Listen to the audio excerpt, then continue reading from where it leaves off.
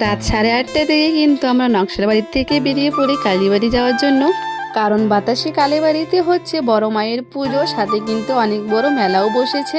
তাই আমরা অনেকে জানি সংক্রান্তির মধ্যে কিন্তু এই মায়ের পুজো হয়। তবে মেলা কিন্তু 14 তারিখ থেকেই শুরু হয়েছে, 17 তারিখ পর্যন্ত মেলাটা থাকবে। তাই আমরা ভাবলাম যে মাঝে একদিন ঘুরে আসি, পরে শেষের দিন একদিন যাওয়া যাবে।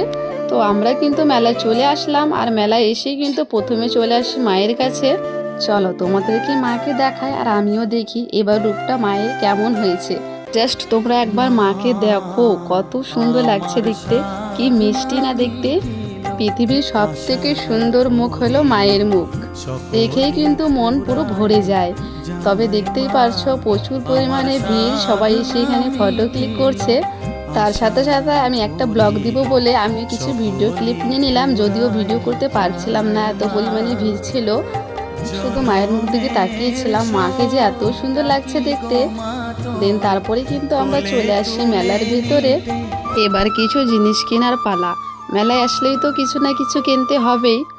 অনেক বড় যেহেতু মেলা বসেছে, ঘুরতে ঘুরতে প্রায় আমাদের অনেকটা সময় লেগে গিয়েছিল। আর এইদিকে আমার বর আর আমার দিদির কিন্তু এই বালতিগুলো ভীষণ ভালো লেগেছে।